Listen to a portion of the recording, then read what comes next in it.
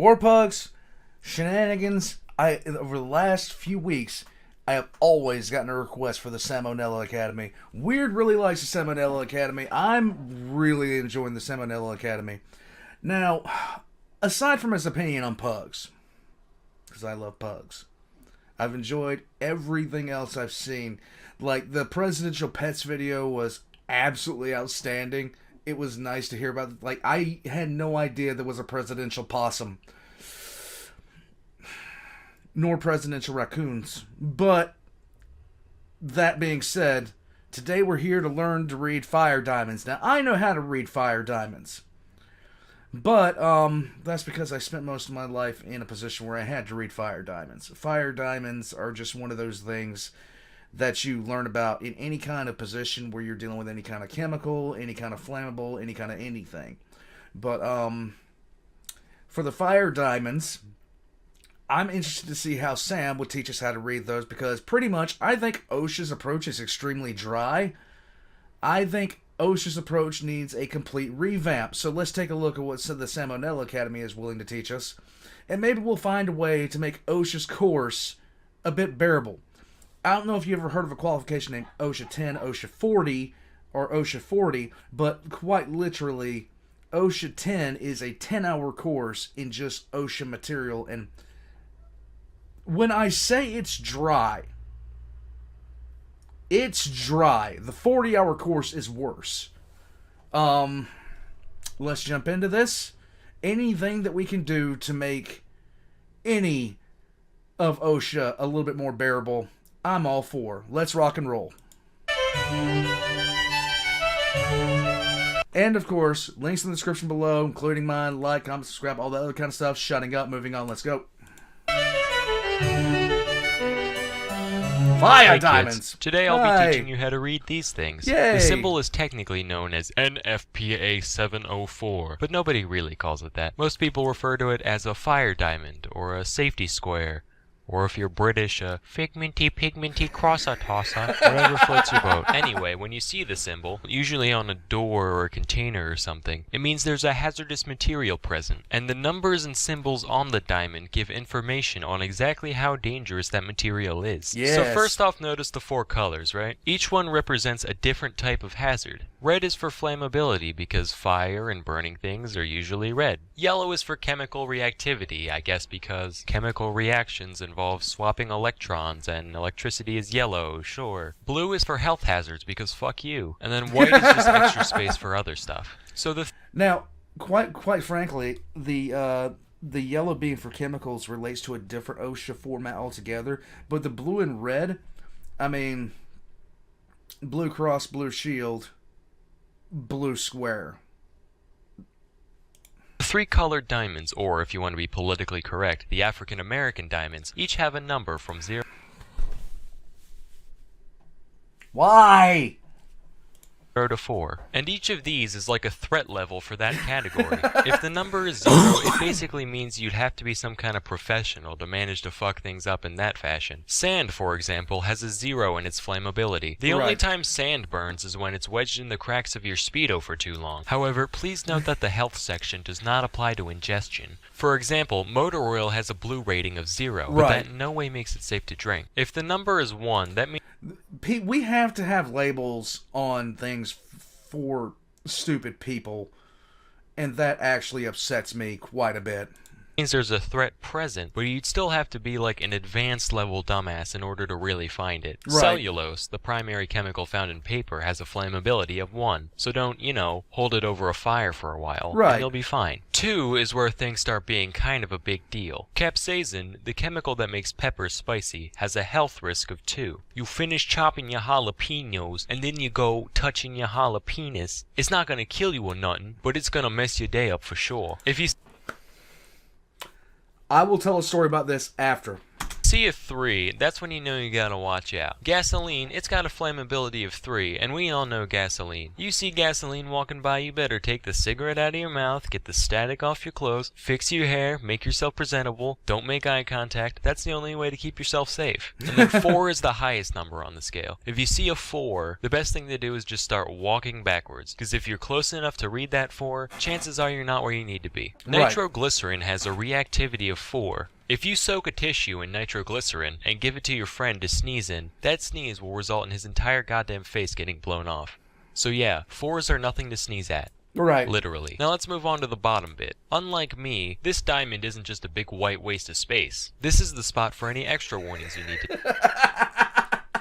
know about. Most of them are pretty self-explanatory, like radiation, or biohazard, or gaze. So why was it a whale? Anyhow, there's a whole table of symbols that go along with this. You got symbols for corrosive, you got symbols for aerosol, you have symbols for pretty much anything. Carcinogen, you name I'll it. just go through a few that aren't as easy to interpret. Take a look at this one. Unless you hear faint mooing while you're reading it, chances are it doesn't mean what you think. OX Right. is short for oxidizer, which is basically something that produces oxygen when exposed to heat. This doesn't sound so bad until you realize that heat plus oxygen rarely ends well for most fuels in the vicinity. If you see this one, it means white people aren't allowed to touch the material. Just kidding. White people are allowed to do whatever they want. It actually means don't mix Wow. with water, or else it could explode or multiply or something. Phosphorus. Ese means simple asphyxiant, referring to gases like helium. It basically means that while this gas isn't poisonous, it's also, not air. So if you breathe it for Usually, also what that means is that if this gas leaks, it will push all the oxygen out of the area. It will basically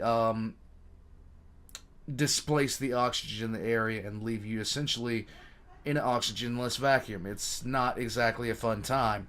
There have been cases where people will walk into a place that has these particular kinds of gases in a leak, and they will just be walking, and then they will simply suffocate from no oxygen, and they're like 20 feet away from people. too long, you will still die. Alright kids, so now that you know all the ins and outs of these things, let me give you a little quiz. On the left we got a bunch of things, and on the right we have a bunch of fire diamonds. Pause the video now and see if you can match them up correctly. Okay, hold on. I have sodium metal, drinking alcohol, nitrogen gas, hydrogen cyanide, and my mixtape. Alright, so let's see. The mixtape is absolute fire, so that's that one. Nitrogen gas, that would be yeah.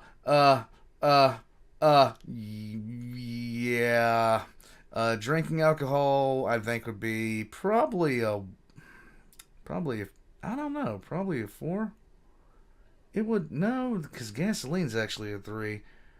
Yeah, it'd probably be down here. That would probably be it. Hydrogen cyanide would definitely be the 4 health ranking. Sodium metal would probably be the 3. There you go. All done? Here are the answers. So Yep. All right, hold on. Let me see how spot on I was. Let's see if yes, the mixtape is absolute fire. Drinking alcohol down here. Hydrogen cyanide, the 4 health hazard. Nitrogen gas, the SA. I'm an idiot. My brain just collapses. And the drinking alcohol, yes. here are the I was answers. right. Yay. So now you know all about NFPA 704. Till next time, I'm Salmonella, and thank you for watching. Replace OSHA. Replace OSHA with this. I am more than happy about this. Okay, so this story actually has a little bit of a funny attached to it.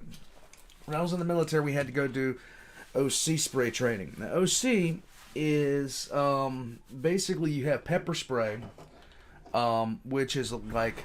So if you've ever been pepper sprayed, you've been hit by something that has a 0.15 capsaicin rating. Now, OC spray has a 0.2. So it's stronger. It's like almost 33% stronger than your regular run-of-the-mill pepper spray. I mean, this is industrial grade stuff. It's meant to stop an argument comprehensively. If you've never been hit in the face with a pepper spray, or OC spray, it is debilitating, to say it nicely. It is absolutely debilitating. So I had to go through the course.